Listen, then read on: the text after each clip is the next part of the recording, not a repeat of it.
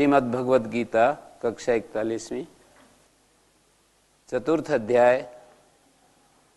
आज श्लोक हम पढ़ने जा रहे हैं 16वां, और पीछे 15वें श्लोक में एक संदेश दिया कि तुम कर्म करो निश्चित रूप से।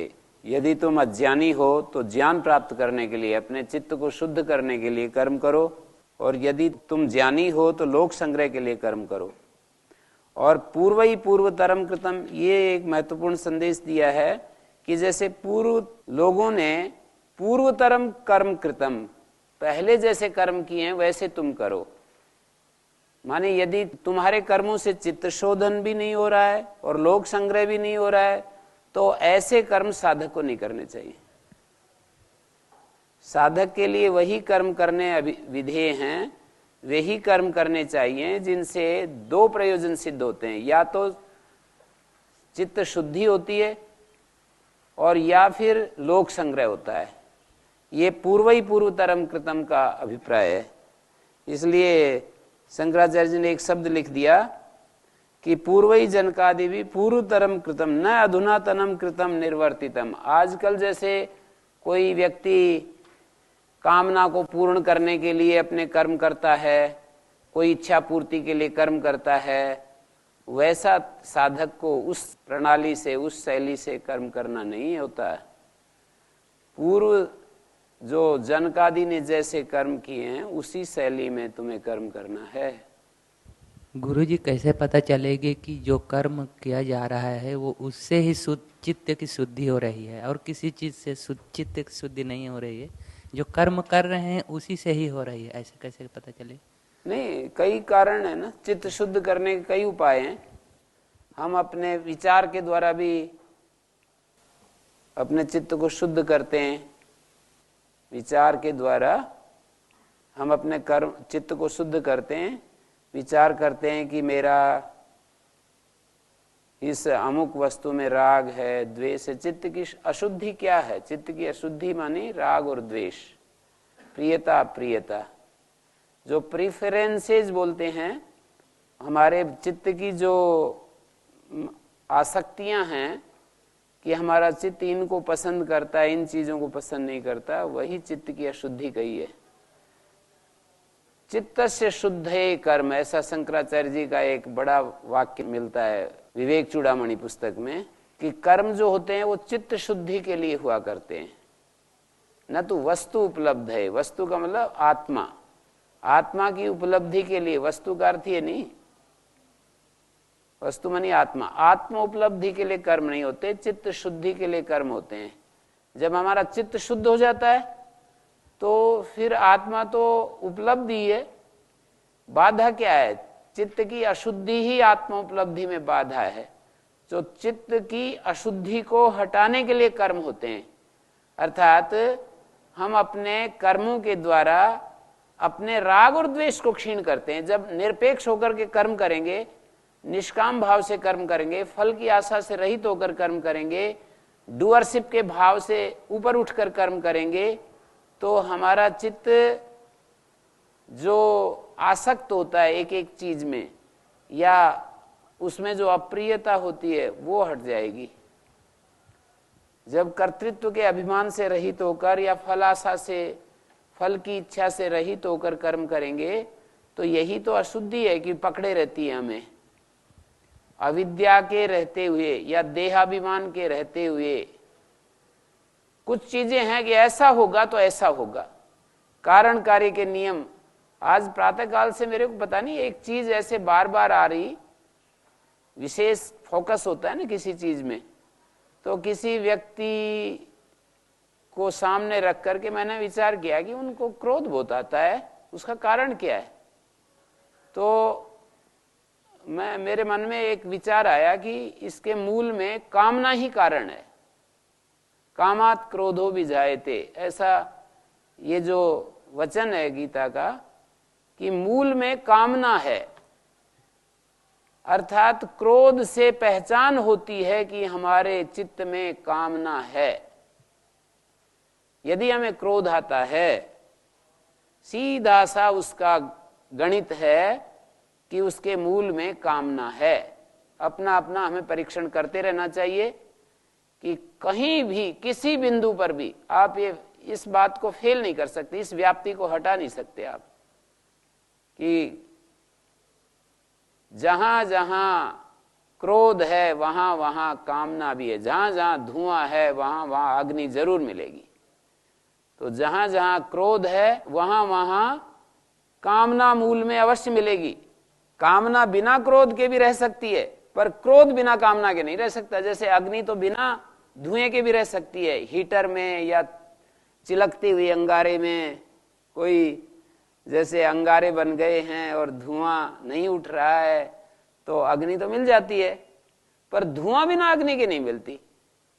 ऐसी व्याप्ति को आप एक बार भी हटा नहीं सकते हैं कि जहां जहां धुआं है वहां वहां अग्नि है। इसको आप काट नहीं सकते, इस नियम को। धुआं है तो अग्नि जरूर है। इसी तरह से जहां जहां कामना है वहां वहां क्रोध है। ये तो मैं नहीं बोल रहा हूं, कामना तो है पर क्रोध नहीं है। अभी जैसे कामना है हमारे, we have so many desires, प्रत्येक इंडिविजुअल कितनी कितनी कामनाएं रखता है, पर क्रोध तो नहीं आ रहा है। हम सब यहां पर बैठे हैं, क्रोध कहां आ रहा है? बिना क्रोध के भी हम बैठे हैं ना, आराम से बैठे हैं। तो कामना जहां जहां, ये व्याप्ति के ऊपर बड़ा डिपेंड करता है। जहां जहां काम है, जहां जहां कामना है वहां वहां क्रोध, ऐसी व्याप्ति नहीं होती है। लेकिन जहां जहां क्रोध है वहां वहां काम तो होता ही है। ऐसा एक भी उदाहरण नहीं मिलेगा कि भाई क्रोध तो आ गया पर कामना तो नहीं थी।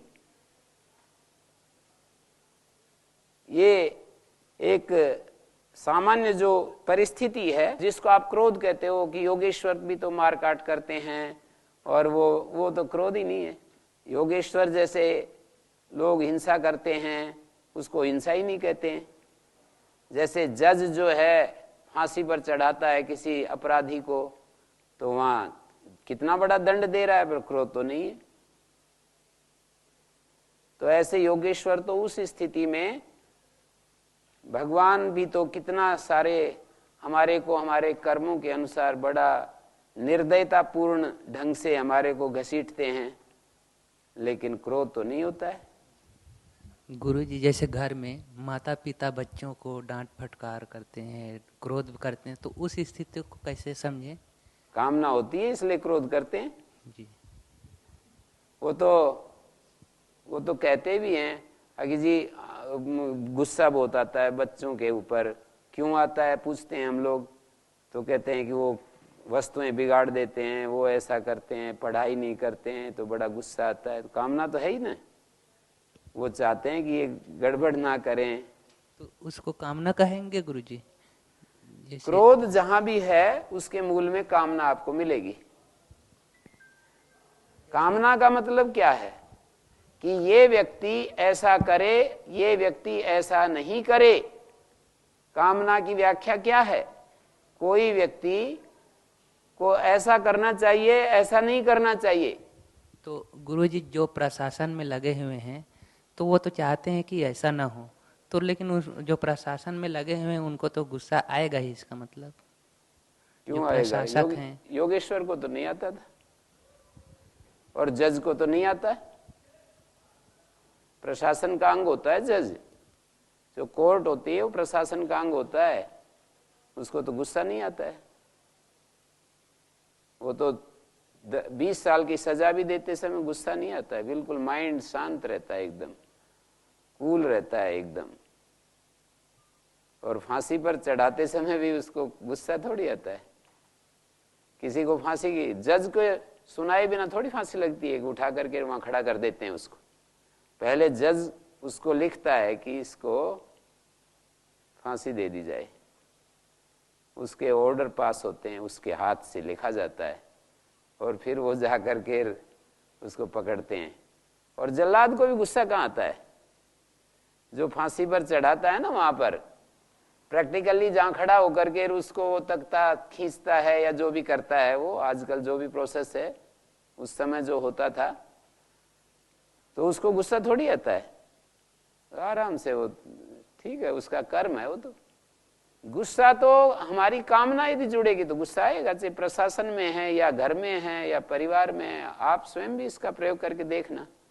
जब जब मेरे को गुस्सा आता है, कोई विद्यार्थी या कोई गड़बड़ करता है, जैसा मैं चाहता हूं वैसा नहीं करता है, तब गुस्सा आता है। आपने कोई वस्तु जहां रखी वहां उठा करके उसने दूसरी जगह रख दी, या आपके बिना पूछे ही उसमें स्टोर में जाकर के घुस गया, तो फिर आपको कैसा लगता है? तो गुस्सा क्यों आता है? आपकी कामना के विरुद्ध उसने किया। तो आप कामना यदि न रखें और आप अपना कर्तव्य पूरा करें तो आपको गुस्सा नहीं आएगा। कामना गुरुजी स्वार्थ से बहुत मिली जुली है।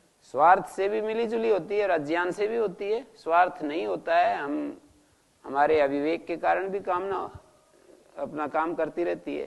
कामना की जो उत्पत्ति है वो कहाँ होती है यदि ये पूछें तो इसका सीधा सा उत्तर होता है, एक सीधा सा गणित है कि कामना कहाँ पैदा होती है? अविद्यायुक्त चित्त भूमि में। जब हमारे चित्त में अविद्या होती है, अज्ञान होता है, तो उस भूमि में कामना उत्पन्न होती है। सीधा सा उत्तर है इसका। कामना जो है ऐसी जगह पैदा नहीं होती है जो ज्ञान से प्रकाशित चित्त है, ज्ञान से आलोकित चित्त है। और ये चित्त हमें ऐसा थोड़ी होता है कि एक बार ज्ञान से आलोकित है तो सदा ज्ञान से आलोकित रहता है, या एक बार अज्ञान से युक्त है तो हमेशा अज्ञान से युक्त हो रहता है। ये वृत्तियां तो बदलती रहती हैं। चलम ही गुण वृत्तम, जो गुणों की वृत्तियां हैं, गुणवृत्त है। और ये जो चित्त में हमारे अंदर जो व्यापार चलते रहते हैं वो बदलते रहते हैं। जिस विषय का ज्ञान है उसी विषय से संबंधित कामनाएं नहीं होगी, इसका मतलब। जिस विषय से संबंधित ज्ञान है उसी विषय में ही कामना नहीं होगी, दूसरे विषय में तो होगी, इसका मतलब ये है गुरु। ज्ञान का मतलब मैं ये ले रहा हूं, ज्ञान का अर्थ है कि हमारी बुद्धि में विवेक रहे। ज्ञान का अर्थ विवेक से है, मेरा अभिप्राय। यदि विवेक हमारे अंदर है तो उस समय कामना नहीं होती है, कर्तव्य होता है वहां, और कुछ होता है, कामना नहीं होती है। जैसे उदाहरण मैंने दिया, जैसे एक जज का, तो वो कर्तव्य होता है, वहां विवेक होता है, कर्तव्य होता है, तो वहां कामना थोड़ी होती है। कामना होती है कि मैं अपने इच्छा पूर्ति में ऐसा कर लूं या ऐसा हो जाए, उसको कामना कहते हैं। अपनी कोई एक इच्छा हो और उस इच्छा के अकॉर्डिंग यदि हम दूसरे से कुछ चाहें या दूसरे को चलाएं तो वो कामना होती है। अपनी इच्छा के अनुसार दूसरे को चलाना या दूसरे को देखना, चाहे वो गुरु है, शिष्य को अपनी इच्छा के अनुसार देखना चाहता है और वो चलना नहीं चाहता है, वो मान लीजिए अपने हिसाब से चल रहा है, तो कामना उत्पन्न हो गई, तो उसको देख करके गुस्सा तो आएगा। चाहे गुरु हैं, चाहे माता पिता हैं, चाहे राजा है, चाहे एसपी है, चाहे एसपी भी ऐसे प्रसंग में गुजरता है ना, वो जो लोग होते हैं वो बहुत ही उल्टा उल्टा करते हैं, तो वो यदि अपने विवेक में रहे तो वो दंड देगा, लेकिन कामना मुक्त होकर के दंड देगा। एसपी को हम देख सकते हैं, एक डिप्टी कमिश्नर है, कलेक्टर होता है, जो डीएम जिसको कहते हैं, कहीं कलेक्टर कहते हैं, कहीं डीएम कहते हैं, कहीं डिप्टी कमिश्नर कहते हैं। उसके ये अलग अलग उपाधियां दी जाती हैं स्टेट में, अलग अलग स्टेट के अनुसार। तो वो यदि विवेक से युक्त होता है तो फिर वहां कामना उत्पन्न नहीं होती। कामना की उत्पत्ति बड़े अच्छे से समझ लेनी चाहिए कि उसकी जो प्रसव भूमि है, जहां वो उत्पन्न होती है कामना, वो अविद्या की स्थिति में ही कामना पैदा होती है। ये तीन चीजों का सेट है, ये हमें मस्तिष्क में बिठा लेना चाहिए। तीन चीजों का एक सेट है, अविद्या, काम और कामना की पूर्ति के लिए कर्म। और दूसरी तरफ भी सेट है, विद्या और कामना मुक्ति और निष्काम कर्म। यदि हमें विद्या है, विवेक है, विद्या माने विवेक, विजडम, यथार्थ दृष्टि, यथार्थ ज्ञान, तो फिर कामना उत्पन्न नहीं होगी, अकामता आ जाती है, निष्कामता आ जाती है। उस स्थिति में निष्कामता रहेगी, और निष्कामता रहेगी तो निष्कर्मता भी रहेगी। निष्कामता और उसका अगला जो स्टेप है, तीसरा सेट है ना, सकाम कर्म की समाप्ति। और सकाम कर्म की समाप्ति को दूसरे ढंग से यदि पॉजिटिव वे में कहेंगे तो कहेंगे करुणा प्रेरित कर्म या सेवा रूप कर्म, ऐसे कह सकते हैं, दूसरे के भले के लिए कर्म। हमारे पास जो साधन होते हैं वे साधन इस संसार से या तो सुख ले, हमारे पास शरीर है, मन बुद्धि इंद्रियां हैं, इन साधनों के द्वारा जब हम अविद्यायुक्त होते हैं तो इन साधनों को सुख देने के लिए संसार का उपयोग करते हैं, संसार का उपयोग यूज करते हैं संसार को, कि हमारे मन बुद्धि इंद्रियां शरीर को सुख मिले। और जब हम ज्ञान युक्त होते हैं तो इस शरीर मन बुद्धि इंद्रियों का संसार को सुख देने के लिए प्रयोग करते हैं। कामना किस लिए? कि मैं तो समझ ही इसको संसार को सुख देने के लिए, मेरी कोई इच्छा थोड़ी है कि इनसे कुछ मेरे को चाहिए, मेरे को कुछ पूरा करना है, मेरे अंदर कोई अपूर्णता है, उस अपूर्णता को इनसे भरना है, मुझे अपनी अपूर्णता को मिटाना है इनके सहयोग से। शास्त्र ये कह रहा है कि विवेक की स्थिति में रहो, और विवेक की स्थिति में रहते हुए और उनके साथ व्यवहार करो। यदि गुस्सा आ गया है तो आपके कर्म जो हैं ये पूर्व धर्म कृतम की शैली में नहीं हुए।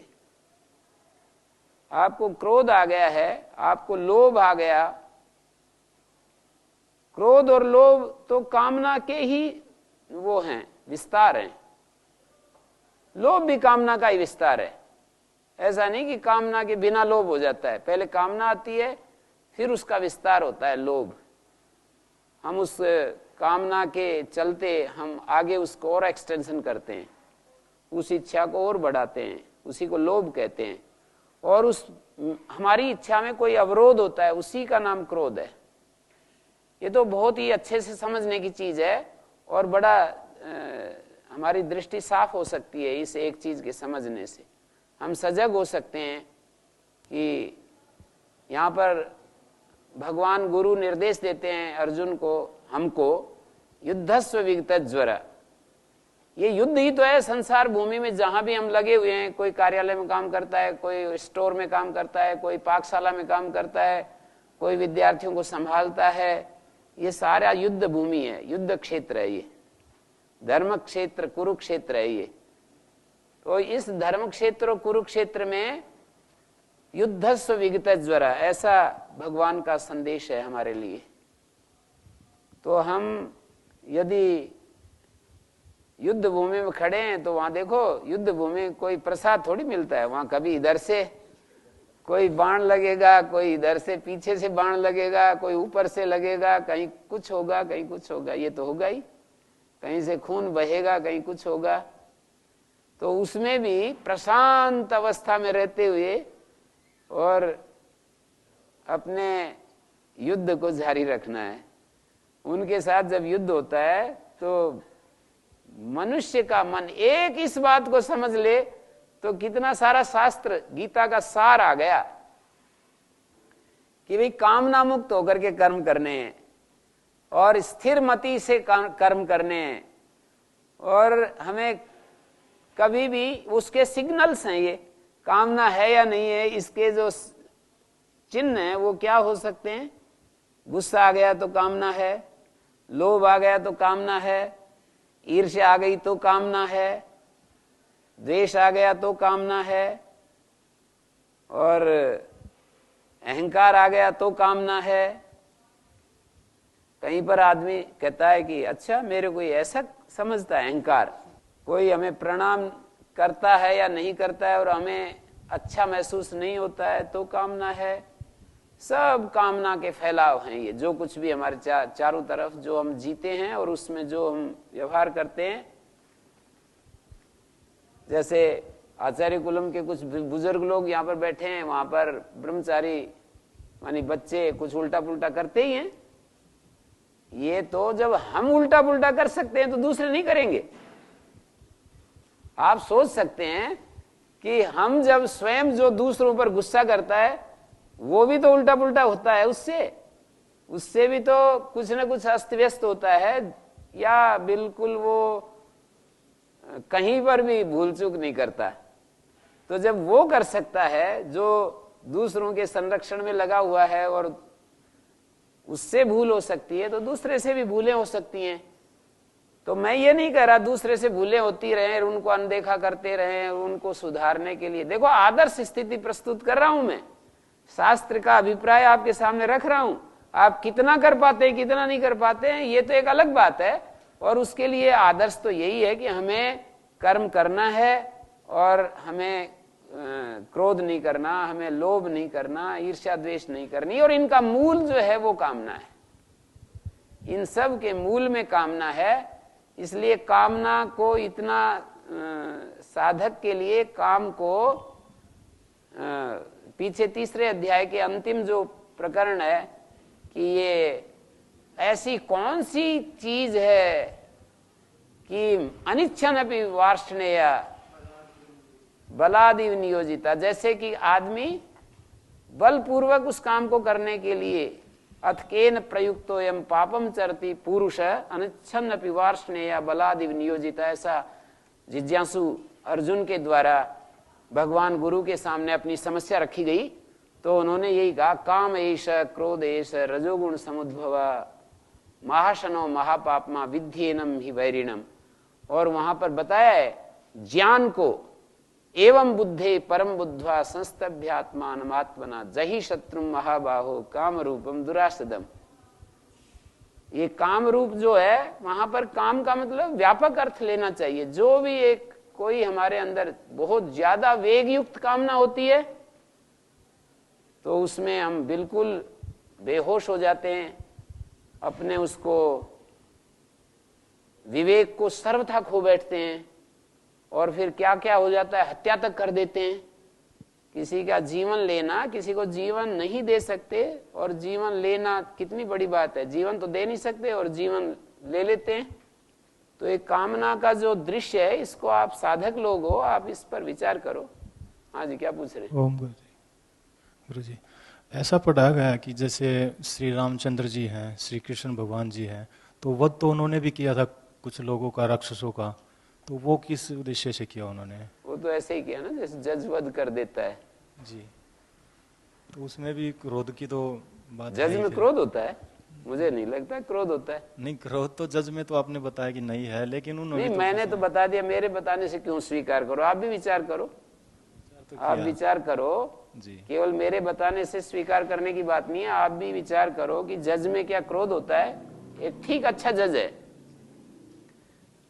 और कई अच्छा एसपी है तो क्या उसमें क्रोध होता है? आपने देखे होंगे कि एसपी गुस्सा करते हैं, वो बात नहीं कह रहा हूं, वो तो सभी करते हैं। जहां भी कामना होगी गुस्सा तो आएगा, अपने आप ही आएगा, वो कोई ऐसे रुकता थोड़ी है। तो भगवान ने भी वध किया, वो तो पहले ही मैं कह चुका हूं कि उन्होंने राक्षसों का वध किया, असुरों का वध किया, पर वो वध जो है विवेक से भरे हुए थे, और जहां विवेक है वहां कामना नहीं है। जहां विवेक काम कर रहा है वहां कामना के लिए कोई स्थान नहीं है। विवेक के रहते, या तो ये मानना पड़ेगा कि वो अविवेक में थे। कामना पैदा ही अविवेक की भूमि में होती है। अविवेक के बिना कामना के लिए कोई स्थान नहीं है, कोई तरीका नहीं है कि कामना किसी और भी रास्ते से आती हो। अविवेक से गुजर करके ही आती है। पहले अविवेक होता है, फिर कामना पैदा होती है। पहले अज्ञान होता है, फिर कामना होती है। तो उन्होंने तो फिर विवेक में ही किया ऐसा, मतलब जजमेंट तो किया उन्होंने। विवेक के रहते हुए कामना के लिए कोई स्थान नहीं है। ऐसा उदाहरण मिलेगा नहीं कि कोई व्यक्ति में विवेक पूरा जागृत है और उसके अंदर कामना पैदा हो रही है।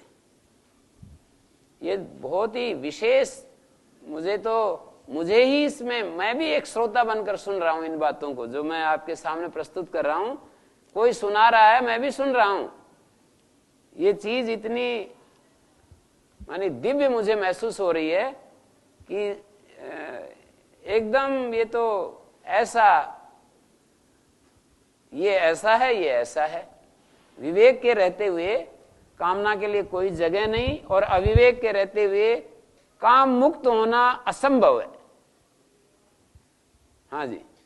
ओम गुरु जी, जो जैसे काम, क्रोध, लोभ, मोह, ईर्ष्या, द्वेष, ये जितने गुण हैं लगभग एक सामान्य आदमी के अंदर सब रहते हैं, और इसकी जटिलता का क्रम कैसे समझना चाहिए? और अगर जैसे उसे इनसे निवृत्त होना है तो एक तो ये होता है कि एक साथ सबसे निवृत्त हों, लेकिन वो कठिन होता है। तो किसको पहले निवृत्त करना चाहिए, फिर दूसरा, फिर तीसरा? तो एक ऑटोमेटिक एक साधे सब सदे हो तो गई, वो एक को पकड़ लो फिर सभी हट जाएंगे। तो उसी जटिलता का अगर क्रम पर, जटिलता कुछ है ही नहीं, बस कामना को पकड़ लो। कामना के मूल में अविवेक है, उसको पकड़ लो। अविवेक को, यदि अविवेक हमारे अंदर है तो कामना तो स्वतः ही पैदा हो जाती है। जैसे वर्षा होती है ना, तो खरपतवार खेत में अपने आप पैदा होती है, कोई रोक सकता है उसको? वर्षा होती है, खरपतवार अपने आप पैदा हो जाती है। तो अविवेक तो एक बारिश की तरह है, और चित्त हमारी भूमि में, चित्त रूपी भूमि में अविवेक की बारिश हो गई तो कामना रूपी खरपतवार अपने आप ही पैदा हो जाती है। इन चीजों का गुरुजी अगर श्रेणी निर्धारण हो कि कौन श्रेणी निर्धारण तो बिल्कुल साफ साफ मुझे तो दिख रहा है कि अविवेक वर्षा की तरह है, इसको रूपक की भाषा में बोल रहा हूं। अविवेक तो बारिश की तरह है, चित्त भूमि की तरह है, और खरपतवार जैसे पैदा होती है वो कामना की तरह है। और कामना हो गई तो कामना के विभिन्न शाखा प्रशाखा, कहीं क्रोध बन जाएगी कामना ही। काम ऐसा, क्रोध ऐसा जो भगवान ने कहा है ना, वो केवल उपलक्षण है। क्रोध तो काम ही क्रोध है, काम ही लोभ है, काम ही ईर्ष्या है, द्वेष है, सारे रूप काम के ही हैं। तो इसलिए भगवान ने काम रूपम दुरासदम, ये दुरासदम कहा है। बड़ी मुश्किल से वश में आने वाला शत्रु है ये। जो काम है ये बहुत मुश्किल से वश में आता है। दुरासदम शब्द का अर्थ होता है कठिनता से इसको काबू में किया जा सके, जिसको कठिनता से काबू में किया जा सकता है। इसके लिए योगेश्वर ही इसका इलाज है। कामना मुक्त होने के लिए हमें योग की स्थिति को प्राप्त करना, हमें पूरा ज्ञान की स्थिति में, विवेक की स्थिति में। वो शब्द ऐसे ही तो दोहराए, मैं तो अपने सार रूप में जो गीता में कहा है उसको अपनी भाषा में प्रस्तुत कर रहा हूं। बाकी कहा यही है, पूरा तीसरे अध्याय के अंत में जो बोला है वो यही है। और इस कामना का अधिष्ठान भी बता दिया। इंद्रियाणि मनोबुद्धि अस्य अधिष्ठान मुच्यते एतैर्विमोहयत्येषा ज्ञानम आवृत्त देहिनम।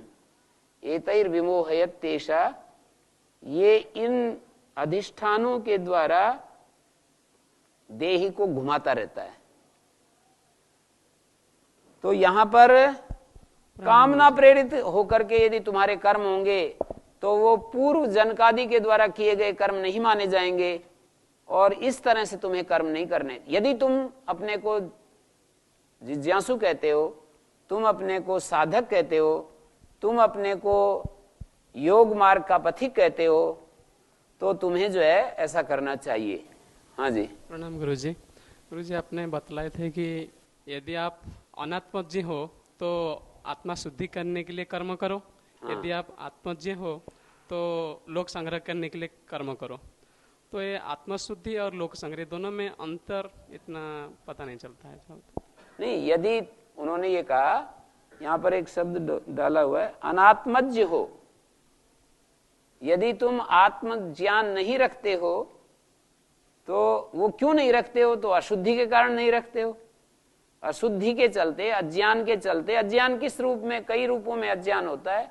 देह को अपना स्वरूप समझेंगे तो वो एक अज्ञान का स्वरूप है। मन बुद्धि को अपना स्वरूप समझेंगे तो वो एक अज्ञान स्वरूप है। और दूसरे समाज में किसके साथ कैसा व्यवहार करना चाहिए, ये एक अज्ञान का स्वरूप है। प्रकृति माता जो चारों तरफ हमें पोषण दे रही है, उसके साथ कैसे व्यवहार करना चाहिए वो एक लेवल का अज्ञान है। हम कैसे प्रकृति माता के साथ व्यवहार करें वो एक अज्ञान का स्वरूप है। जीवन दाता के प्रति हम कैसे भाव में जिए वो एक अज्ञान का स्वरूप है। स्वयं हम अपने लिए कैसे उपयोगी हो सकते हैं हम जानते नहीं, वो एक अज्ञान का स्वरूप है। अलग अलग डिफरेंट लेवल्स पर ये अज्ञान के कई सारे रूप हो सकते हैं। तो अलग अलग अज्ञान के स्तर पर हमारे भीतर अलग अलग चीजें काम करेंगी। जहां जिस स्तर पर अज्ञान काम कर रहा है उसी स्तर पर, जैसे प्रकृति के साथ, प्रकृति के बारे में हमारा अज्ञान है ना, तो हम प्रकृति का प्रदूषण करेंगे, प्रकृति को पेड़ लगाने की बजाय काटेंगे और सारे काम करेंगे। और भगवान के प्रति अज्ञान का भाव हमारा है तो उस स्तर पर अज्ञान होने से नास्तिकता आएगी, हमारे अंदर कोई श्रद्धा विश्वास नहीं होगा। ऐसा कहा ही है न्याय दर्शन में कि जब हमारे अंदर मन के स्तर पर जब हमारी स्थिति ठीक नहीं होती है ना, मन से जो प्रवृत्ति ठीक नहीं होती है, तो उस समय तीन गड़बड़ होती है। तीन गड़बड़, एक तो बहुत ही ज्यादा परद्रोह में चले जाते हैं हम, दूसरों को बहुत ही मन से बुरा बुरा सोचते हैं, दूसरों के बारे में बुरा सोचते हैं, उनके नाश की सोचते हैं, कर नहीं सकते अलग बात है, मन से तो सोच ही लेते हैं कि इसका बुरा हो जाए, इसका नाश हो जाए, ऐसा ऐसा। और हम बहुत ही दूसरे के परद्रव्य अभिप्सा, शरीर से नहीं चोरी चारी कर सकते वो अलग बात है, मौका नहीं मिलता, लेकिन इच्छा तो करते ही रहते हैं कि मेरे को ये मिल जाए वो मिल जाए।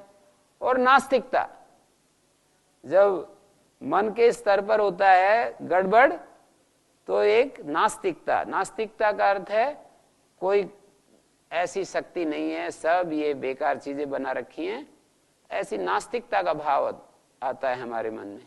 गुरु जी, आत्मा शुद्ध करने के लिए जो कर्म है वही कर्म तो लोक संग्रह में भी लग जाता है। मैं विचार कर देख रहा हूँ जिस कर्म हम करेंगे अपनी आत्मा शुद्ध करने के लिए वही लोक संग्रह में भी लग जाता है, तो दोनों में अंतर कहाँ रह रहा है? लोक संग्रह की बात ये इसलिए कही गई है कि जब हम ज्ञानी हो जाते हैं, यदि ये केवल एक बात छोड़ करके चुप हो जाते, एक बात बोल करके कि तुम अनात्मज्ञ हो तो आत्मशुद्धि के लिए अपने कर्म करो, तो ठीक है। जब तक आत्मशुद्धि होती है, मुझे राग द्वेष खत्म हो गया, बिल्कुल शांत हो गया, मेरे को किसी कुछ ऐसा कुछ इच्छा नहीं, कुछ चाहत नहीं, तो अब कर्म मुझे बंद कर देनी चाहिए। तो इसलिए उन कर्मों को चालू रखने के लिए कह दिया कि अपने कर्मों को चालू रखो, क्योंकि संसार के तुम हिस्से हो। जब तक ये शरीर है तो संसार के साथ तुम्हारा संबंध है, शरीर के रहते हुए संसार से जो संबंध है ना वो हट नहीं सकता है। इसी को लोक संग्रह कह दिया कि संसार के हिस्से हो तुम, और संसार के हिस्से हो तो तुम्हारे द्वारा जनता को दिशा मिलेगी। एक ज्ञानी पुरुष जिस दिशा में चलता है तो अज्ञानी उसका अनुकरण करते हैं, उनको एक रास्ता मिलता है। उनको आपके सामने कोई ऐसा उदाहरण मिल जाए कि बिल्कुल एकदम से जो कर्म करता है पर बिल्कुल ऐसा ऐसा जो शास्त्र कह रहा है, तो आप तो बिल्कुल बड़े यूं कहोगे कि हाँ देखो ऐसे करने हैं हमको कर्म। जिनकी इच्छा है वो लोग उस उदाहरण को सामने रखते हैं, जिनकी इच्छा ही नहीं है वो तो चाहे आप जैसे कि यहाँ व्याकरण की मतलब स्वामी जी भी बड़ाई करते रहते हैं, व्याकरण का माहौल भी है, सारी बातें हैं, पर जिनकी इच्छा ही नहीं वो थोड़ी फिर इस रास्ते पर चलेंगे। जिनकी इच्छा है वो चलेंगे। तो मैं ये कहना चाह रहा था कि यहाँ पर इन्होंने बहुत जोर दे करके इस बात को कह दिया, और पहले भी इस बारे में चर्चा हुई। एक तो होता है सिद्ध पुरुष, एक होता है साधक पुरुष, और एक तीसरी कोटि का होता है सामान्य गृहस्थ, और एक चौथी कोटि का व्यक्ति होता है राक्षस, असुर। ये चीज पहले भी विभाजन करके देखी गई। तो ये गीता जो है ना, ये सिद्ध और साधक का संवाद है। भगवान गुरु हमारे सामने सिद्ध रूप में है, अर्जुन साधक के रूप में है। तीसरे सामान्य जो लोग हैं वो पहले अपने को तैयार करें और अर्जुन की श्रेणी में अपना नाम लिखवाएं, तो उनके लिए भी है। और जो राक्षस हैं वो पहले सामान्य आदमी बनते हैं, वो किसी को अनावश्यक कष्ट नहीं देते, अपनी कामना पूर्ण करने के लिए जो उनको साधन मिले हैं उनका उपयोग करते हैं और हिंसा नहीं करते और दुराचार व्यभिचार नहीं करते। अपनी जो मर्यादाएं हैं समाज के अलग हट करके उन मर्यादाओं को निभाते हैं, समाज से अलग हट करके नहीं चलना चाहते। तो ऐसे जो चौथे श्रेणी के लोग हैं वो पहले सामान्य जो समाज का जो सामान्य वर्ग है उसमें अपना नाम लिखाते हैं। मानी जैसे सामान्य लोग जीते हैं, दूसरे को बिना हस्तक्षेप किए, दूसरे की स्वतंत्रता को बिना तोड़े और सामान्य ढंग से जीते हैं।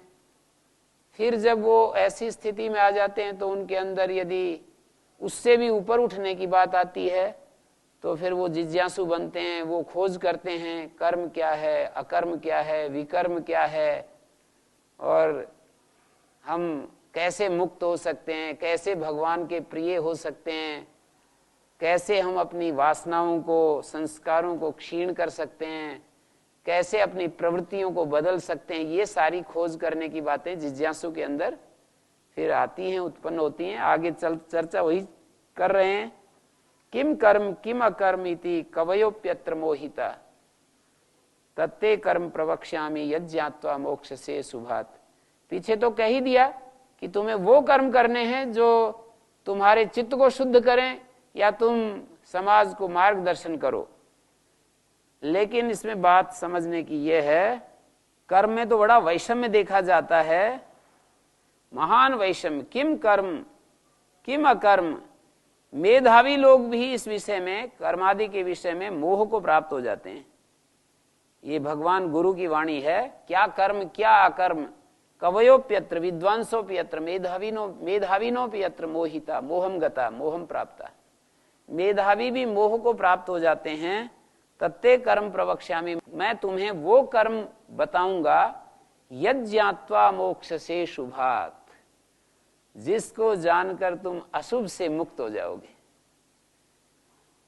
कर्म का वो स्वरूप तुम्हारे सामने रखने जा रहा हूं जिसको जान करके तुम अशुभ से मुक्ति पालोगे। कितना अच्छा आश्वासन हो सकता है, इससे ज्यादा और क्या चाहिए मनुष्य को कि तुम अशुभ से मुक्त हो जाओगे।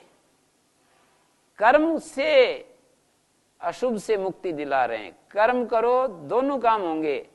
एक तो हमारी आजीविका मिलेगी, एक संसार में प्रतिष्ठा मिलेगी, संसार का प्यार और आदर मिलेगा। ये प्यार और आदर वैसा प्यार आदर नहीं होता है। मुझे जैसे कोई व्यक्ति ये सोचे कि मुझे अपने शरीर से कोई सुख नहीं लेना है और मुझे जो भी कर्म करना है वो इस संसार के सुख के लिए करना है जी, और ऐसा सोच करके वो एक कर्म निर्धारित करे कि मैं पठन पाठन के माध्यम से, गुरुकुल के माध्यम से सेवा करूंगा। तो उसके लिए फिर उसके मन में आए कि कुछ मुझे दान मिल जाए जिससे ये गुरुकुल चल सके और मेरा पठन पाठन का जो सेवा का कार्य है वो सुचारू रूप से हो सके। तो ये जो दान आदि मिल जाए, ये उसके मन में आया है, ये कामना कही जाएगी या इसको क्या कहेंगे? नहीं, यहाँ तक तो ठीक है जो आपने कहा, पर इससे आगे जो घटना घटती हैं वो क्योंकि आप प्रैक्टिकल में जा करके गुजरे नहीं है ना, फिर उससे आगे जब वो बड़ा पैसे देने वाला मिलता है तो हमें खुशी होती है, और जो कुछ आकर के ऐसे ही बात करके चला जाए तो हमें ऐसा महसूस होता है कि ऐसे ही समय वेस्ट करके चला गया। जो हमारे को ऐसा महसूस होता है कि ऐसे ही समय खराब करके चला गया, हमारा समय जो है ना ऐसे ही। तो ये जो हमारे उसके बाद जो प्रतिक्रिया होती है, या जो हमें जैसे किसी के पास दान मांगने के लिए जाते हैं तो वो जो हमें खूब सारा दान दे देता है। यहाँ तो अलग है, स्वामी जी की प्रक्रिया का भी दान मांगते ही नहीं स्वामी जी, मतलब इस तरह से नहीं मांगते जैसे हम लोग मांगते थे। पर वो एक अलग प्रक्रिया है कि हम दान दाता के घर पर जाते थे और वो दान दाता के घर पर जाकर के जब ज्यादा मिलता था तो खुशी होती थी, भाई खूब खूब सारा मदद कर दी है, और यदि वो कम देता था तो थोड़ा उदासी आती थी कि आज तो सारे दिन घूमते रहे, कुछ हुआ नहीं। कितने लोगों को देखा है, मैं तो अपना भी उदाहरण दे रहा हूं, तो ऐसे करते हैं। तो ये जो आगे जो घटनाक्रम चलता है कि ठीक है भाई मैं एक पुण्य कर्म कर रहा हूं, भगवान के लिए कर रहा हूं, और इसमें हम मांग सकते हैं। ये श्री अरविंद ने बिल्कुल माता पुस्तक उन्होंने एक साधकों के लिए लिखी है, 50-60 पृष्ठों की एक पुस्तक है, उसके 5वें अध्याय में धन नामक चैप्टर में यही बात कहा है, यही बात कही है जो मैं आपके सामने निवेदन कर रहा हूं कि तुम जब किसी कार्य के लिए माता के द्वारा नियुक्त होकर के कर्म कर रहे हो तो उसमें वो जो कुछ देता है माता के चरणों में ला करके रख देते हो, अपने को केवल निमित्त मात्र समझते हो। न तो किसी के द्वारा ज्यादा देने से तुम्हें हर्ष होता है, न कम देने से तुम्हें कोई क्षोभ होता है, तो तुम सच्चे साधक हो धन के विषय में। तो यदि हमारे मन में क्षोभ होता है और हर्ष होता है ना, वो कामना का ही परिणाम होता है।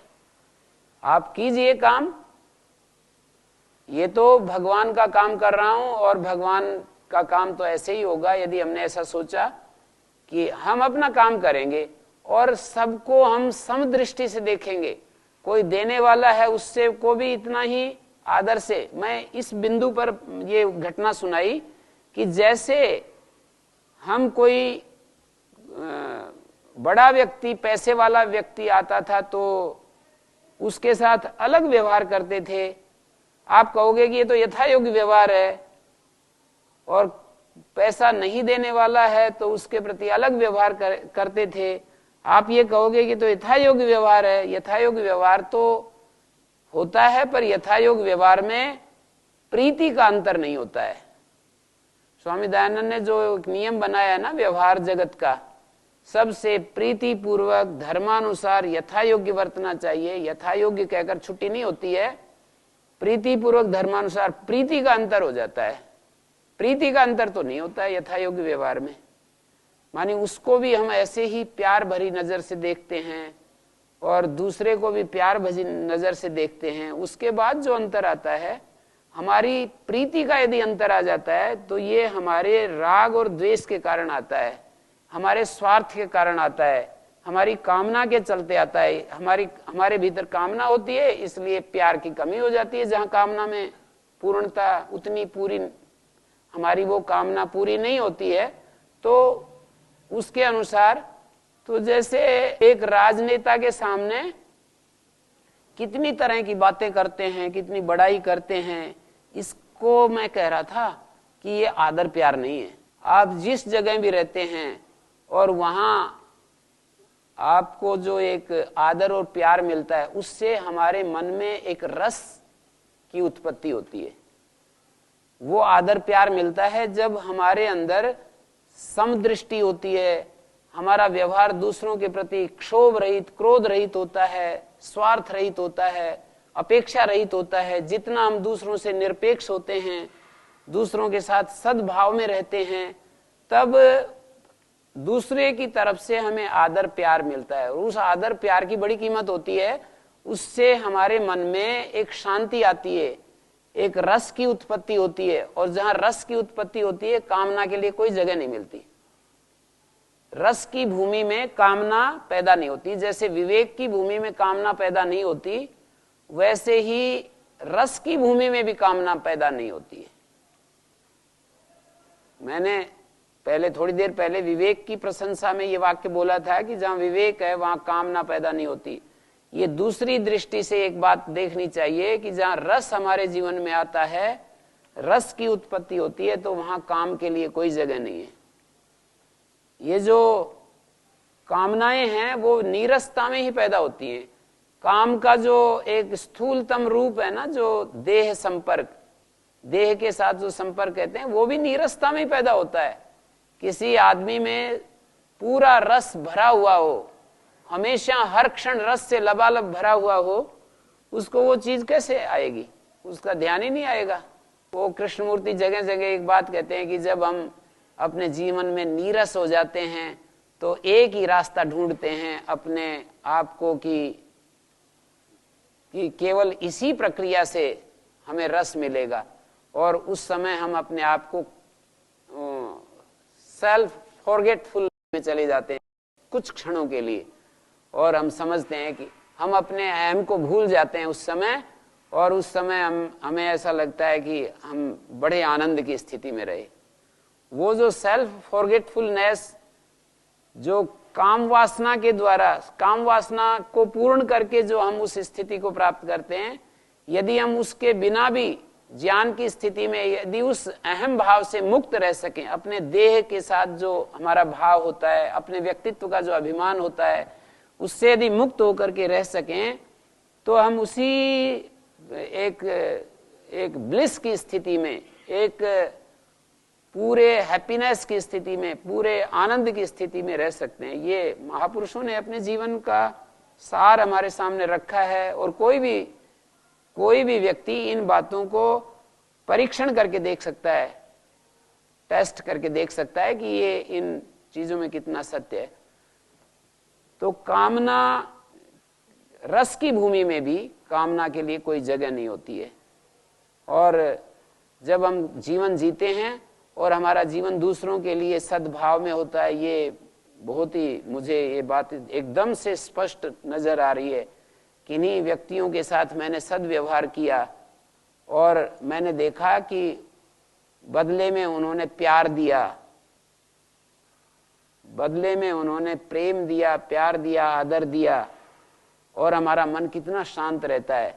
और जिन व्यक्तियों के साथ हम इस तरह की तालमेल में नहीं रहते, तो हमने किसी के लिए कुछ किया नहीं और उसके अंदर भी क्षोभ आता है हमको देख करके, या हमने उसको जितना सम्मान देना चाहिए था हमारी तरफ से प्रेम, सम्मान, आदर दिया नहीं गया, कोई भी कारण है उसमें, उतना आदर प्रेम दिया नहीं गया, उधर से भी प्रतिक्रिया वही होती है।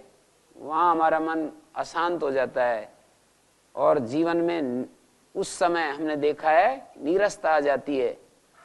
तो इसलिए बहुत ही आवश्यक है कि हम जहां विवेक की स्थिति में रहें, वहां रस में भी हम रहने के लिए अपने आप को तैयार करें। रस की भूमि में भी काम के लिए कोई स्थान नहीं है। इस बात को भी आप परीक्षण करें, बार बार इसको टेस्ट कर सकते हैं। जब पूर्ण रस की भूमि होती है तो भी नहीं। हाँ, आगे। यदि किसी के प्रेम, सम्मान, आदर देने पर हमें रस आ रहा है, तो कुछ कामना मानी जाएगी वहां पर? कामना है तभी तो रस आ रहा है। यदि कामना कुछ नहीं है, अपेक्षा नहीं है सम्मान प्रेम देने की, तो रस भी नहीं आएगा। हाँ, ये तो आप ठीक प्रश्न कर रहे हैं, पर ये एक लौकिक स्तर है और एक इसका अलग स्तर से मैंने ये बात प्रस्तुत की। कामना पूर्ति से जो रस आता है वो रस नहीं कहा जाता है, उसको कामना का सुख कहते हैं, उसको रस नहीं कहते, उसको कामना का सुख कहते हैं। तो कामना पूर्ति से सुख तो मिलता ही है हमारे को, ये तो सर्व प्रसिद्ध बात है कि हम जो चाहते हैं वो पूरी हो जाए तो हमें वो सुख मिलता है। तो कामना सुख और रस, इनमें भी भेद करके देखना पड़ेगा हमें कि ये कामना सुख क्या होता है, रस क्या होता है। वहां कामना सुख नहीं होता है, हमारे सद्व्यवहार का एक सहज परिणाम होता है। हम नहीं चाहते हैं कि हमारे को कोई, हमें बिल्कुल इच्छा नहीं है कि कोई हमारा सम्मान करे, वो तो सहज रूप से कोई हमें प्रेम दे रहा है, तो उस प्रेम की अभिव्यक्ति को हम अपने ऊपर नहीं लेते, उसको हम भगवान के ऊपर डालते हैं कि ये तो उस प्रभु के विधान के तहत ऐसा हो रहा है। मैं कौन होता हूं जो मैं इनके लिए अच्छा करने वाला अपने को सिद्ध करूं? ये तो उस प्रभु की एक व्यवस्था है और ये तो उसकी दी हुई सद्बुद्धि है कि ठीक से व्यवहार किया, उसके परिणाम में ये लोग, ऐसा वो सोचता है। जो ज्ञानी पुरुष, विवेकी पुरुष है, वो इस तरह से देखता है इन चीजों को। तो ये तो भगवान ने हमको एक बड़ा आश्वासन दिया है कि मैं तुमको वो कर्म बताऊंगा जिस कर्म को करके तुम अशुभ से मुक्त हो जाओगे। ये साधारण बात नहीं है कि हमें कोई ऐसा आश्वासन दे, मैं तुमको ऐसा कर्म बताने जा रहा हूं कि तुम अशुभ से मुक्त हो जाओगे, समस्त भूतकाल से मुक्त हो जाओगे। अशुभ मानी भूतकाल, सारा भूतकाल अशुभ के रूप में, वर्तमान कभी अशुभ नहीं होता यदि हम प्रमाद न करें तो। अशुभ भूतकाल भी अशुभ नहीं होता है क्योंकि हम उसको खींच करके लाते रहते हैं, उसके प्रभाव को मिटने नहीं देना चाहते, उसके प्रभाव को याद रखते हैं, उसको बार बार रिन्यू करते हैं। तो इसलिए भूतकाल अशुभ के रूप में वर्तमान में खिसक करके यहां पर आ जाता है। तो हमारे को अब कल हम चर्चा करते हैं कि कौन सा कर्म बताने जा रहे हैं जो हमारे को अशुभ से मुक्त कर देगा। अभी यही विराम देते हैं। ओ